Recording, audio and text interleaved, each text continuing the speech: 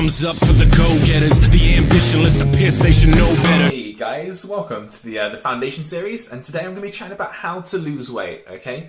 So if you actually go online, maybe you Google how to lose weight, you probably see there's like 11 million sort of answers on it. It's ridiculous. There's so many things, so many ways to lose weight, so many people, so many sort of sources giving you conflicting information that it becomes a little bit of a nightmare trying to work out how to actually do it, okay? So this guide is just a quick sort of explanation of how to lose weight. It's going to cut through the nonsense, cut through all the myths and all the sort of the crap that's out there, and just tell you how to actually do it sensibly, sustainably, and without injuring yourself. Okay. So step one is no fad diets. Fad diets do not work. Okay, not in the long term anyway. People might get dramatic results. They might drop a huge amount of weight in a short amount of time, which sounds good, right? But then there's the problem. Okay, as soon as they come off the fad diet, that weight shoots back on because all you're doing is dysregulating your body's sort of natural system. If you throw your body out of whack like that, what does it do? It panics, it thinks it's going to starve, it stores every bit of energy you give it because it doesn't want to waste it, okay? It will make your energy levels plummet, your performance plummet, your mental sort of clarity plummet because it wants to protect you, it wants to save you. Your body's going to just put on fat like a monster and you're just going to be back to square one in a few weeks, okay? And I've seen this time and time again. This is just the way they work. So trust me on this. Fad diet's not the way to go.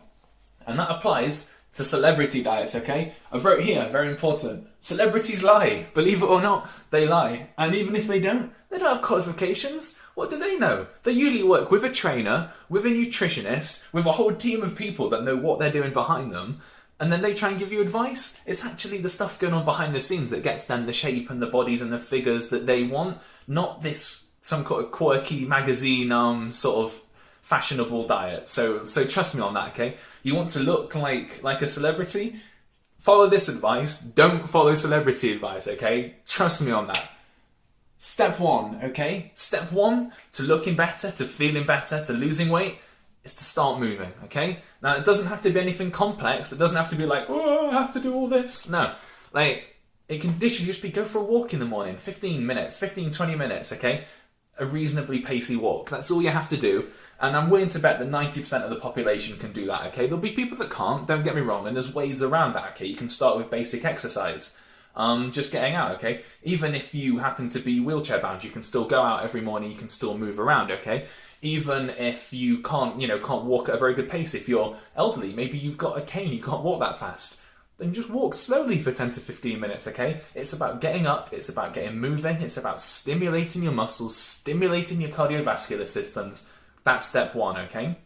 And the more you start to do this, the better you'll be able to train, the better you'll be able to move. The body's amazing in its ability to do this and to adapt, okay? So start doing it more. The more you do, the more you can build towards doing, okay? As an estimate, I mean, you must have heard some of these stories about Michael Phelps, the Olympic swimmer. What was he on, 12,000 calories a day? And he was lean as anything. If you do a certain amount of movement, your body will draw all those calories in and take it to feed the movement. So it's not going to keep all the calories as fat, if that makes sense. Now, and I realise that's a massive oversimplification, but in essence, more movement, thumbs up, good, okay? Whew. Step number 2, eat better food, okay? It's sort of a simple thing. I'm not saying you have to cut out all your crap. By all means, you don't. Still eat sort of what you want to eat. Just think about better replacements for some of your things, okay? So I've written here, whole food and water. They're sort of your two biggest things, okay? So rather than having all your carbohydrates from your chips or from that kind of stuff, have some potatoes. Just cook some potatoes, simple stuff. Rather than eating, crappy boil in the bag rice, just get a bag of white or brown rice, preferably brown rice, cook it yourself. These things don't take long. A good stir fry you can bang out in 15 minutes. Just ask any of my friends at uni. I spent so much time cooking stir fries. They're so quick, so easy, really nutritious. Job done, okay? So whole food, get as much whole food as possible. Stop trying to take shortcuts, okay? You can still eat good nutritious food really quickly. You don't need to have, as many takeaways or as many frozen meals, okay? If it comes frozen or packaged or it's reheated or it's something you put in a microwave, it's not going to be good quality, okay? And I think we all sort of know that. It's convenient, but the price you pay is weight gain, lack of energy levels, and ultimately you're putting stuff in your body. I don't know what's in that. I mean, come on, there was horse meat in some of these like frozen lasagnas. I'm not touching random stuff if I don't know what's in it. Could be any kind of stuff in there. The next one is water, okay? Simple advice, just drink more water. So today it's very common sort of in our society to drink a lot of tea, a lot of coffee, lots of sort of caffeinated drinks, you know, your Red Bulls, your energy drinks, this kind of stuff. And it's sort of garbage. I mean, people look at me gone out when I don't drink this kind of stuff, but there's a reason for that, okay? Because what it does is it deregulates your body's hormonal system, okay? So what it basically does is it stimulates your body's fight or flight response. It gets you psyched up, ready to go, ready to fight, ready to run, to do all this, which is how you get your energy. That's what caffeine does. Downside is, the more you drink it, your body stops being able to produce it naturally, to produce it normally. So you actually develop a dependency on the coffee, on the caffeine, on all of this kind of stuff, and you need it to function. The more you need it to function, the more stressed your body becomes naturally because it's in this constant flight or fight sort of response going on. And you can't lose weight like that. Your cortisol levels rise and your body will cling on to weight because it thinks it's in trouble. So really try and reduce your caffeine, reduce all this kind of stuff. Drink more water, okay? If you don't feel better eating more whole food and more water, I will personally train you for free, okay? There's not a person on this planet that won't feel better for drinking more water, all right? Step 3, track food intake and weight each week. Really simple stuff, okay? There's a great app. I'll attach a link to it, link down in the description. MyFitnessPal. It's so simple. It's got a massive database of all the different foods that you can sort of get. And if it doesn't, you can just add them.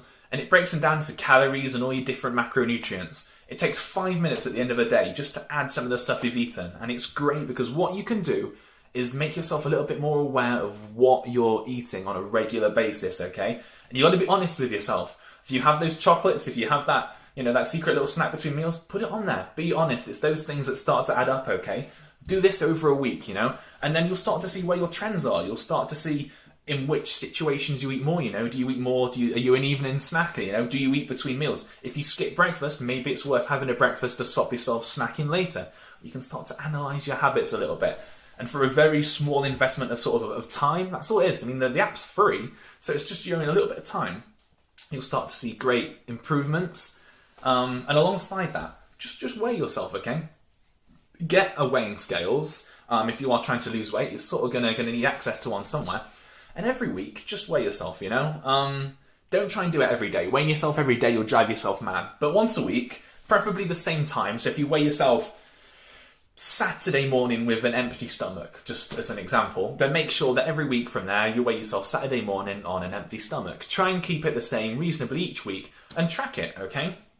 And yeah, don't be like your weights. Basically, what's going to happen is say you're up here, this is your weight. You're going to go down. You might have a couple of weeks where you pop up again, but then you go down again and pop up. So it's useful to track the average. The average will go down, but there'll be a few little bits where it varies, okay? So don't panic yourself. You will get there. You will go down. Just track it each week. Track what you're eating, and that's a good way to go, okay? Last one. Step 4, okay? And that is, if you've done all these ones, if you've started moving more, if you're eating better food, drinking more water, eating whole food, and you're tracking your weight, so you're sort of trying to eliminate these random incidences of binging, if you still, in 2 or 3 weeks, haven't lost the weight that you want, then it's time to just start reducing that calorie intake just a little bit, okay? So all I've said here is cut by about 300 calories. That's all, okay? Don't try and cut by any more, because just as we talked about right at the start with those fad diets, you'll make your body panic and starvation doesn't work, okay? So just 300 calories. That's all you're sort of going to need to cut just to get yourself in the right kind of caloric deficit for your body to be burning a little bit of fat each time. That's really it. There's nothing more complex than that, okay? So it's a slight caloric reduction, better food quality, and that's really it. There's no rocket science, there's no super quick fix. Better food, slightly less food, slightly more exercise, and that is it. There's no rocket science, there's no secret trick. So yeah, good luck. Let me know how you got on, okay? Leave some messages in the comments section. If you have any more questions, you want a little bit more information, you can send me a message either on Facebook in the comments section below. And if you like the video, feel free to to like it, to subscribe, and I'll chat to you next time. See you later, folks.